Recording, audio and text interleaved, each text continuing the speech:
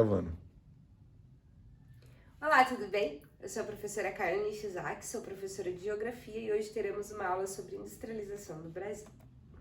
O objetivo da nossa aula hoje é conhecer o processo industrial brasileiro, seu histórico, suas características e quais são as principais atividades industriais do nosso território. Para começar, a gente vai falar de duas principais características da industrialização do Brasil. A primeira característica é que o nosso país é considerado um país de industrialização tardia. Diferentemente de países de industrialização clássica, como é o caso da Inglaterra, que começa o seu processo industrial lá no século XVIII, nós só vamos começar a nos industrializar de fato a partir do século XX. É importante lembrar também que o capital industrial, ou seja, aquela grana que foi utilizada para começar os investimentos na indústria, ela é proveniente lá da cafeicultura, do primeiro setor.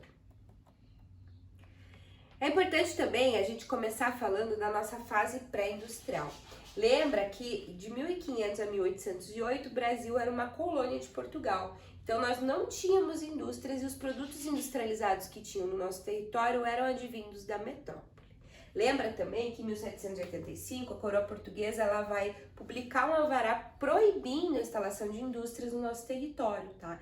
Com exceção das indústrias de engenho de açúcar, como está aqui na imagem, né, a moagem da Fazenda Cachoeira em Campinas, São Paulo. Então era a única fábrica que nós poderíamos ter eram os engenhos, que produziam açúcar que seria aí distribuído pelo restante do mundo. A segunda fase, ela é marcada pela chegada da coroa portuguesa ao Brasil. Quando a coroa portuguesa chega ao Brasil, ela vai elevar, então, o nosso país à condição de império. Aqui, Dom João VI começa a ter começa a se preocupar com o processo de modernização do Brasil, tá? Aqui, nesse primeiro momento, a gente tem o predomínio de indústrias de bens de consumo não duráveis, como é o caso da indústria de tecidos e também de alimentos. Lembra que durante esse período a gente tem uma concentração dessas atividades industriais, principalmente nos estados de São Paulo e Rio de Janeiro e nas áreas ali próximas a Salvador.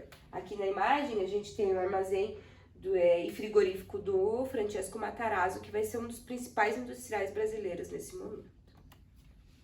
A terceira fase ela começa após a quebra da Bolsa de Valores de Nova York, a partir de 1930 e vai se estender até 1955. A gente tem como característica uma indústria por substituições de importações.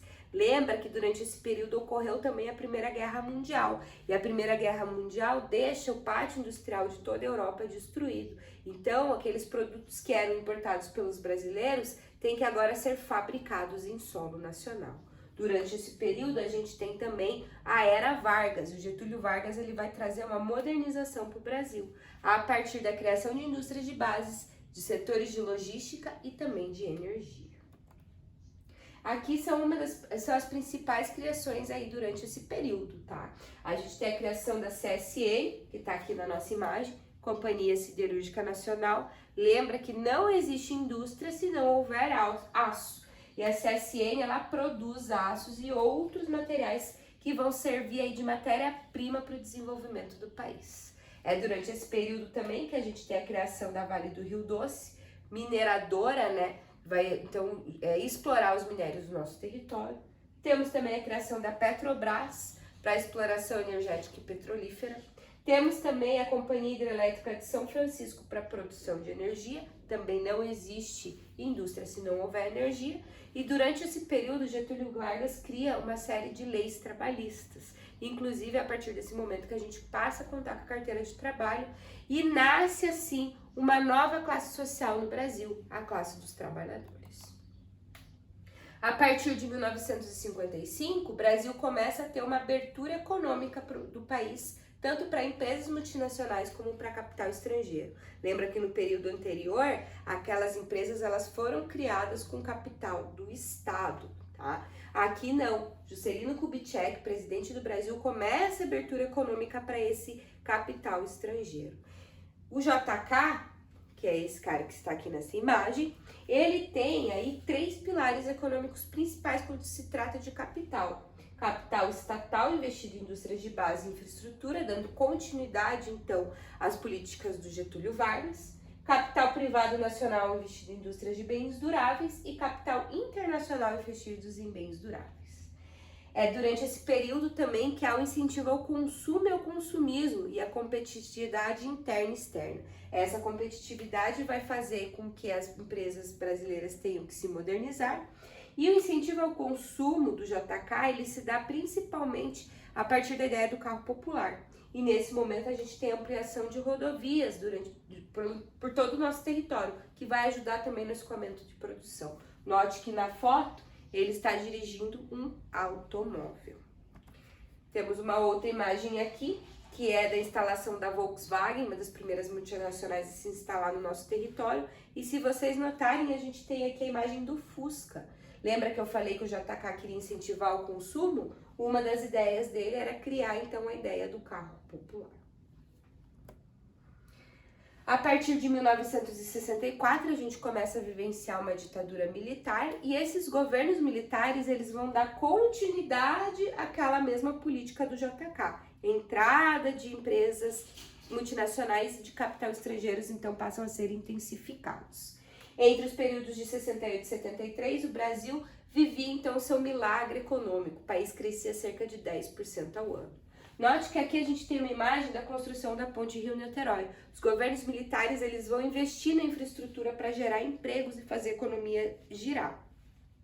A construção da ponte Rio-Niterói faz parte desses projetos, assim como também a transnacional e a construção da usina de Itaipu.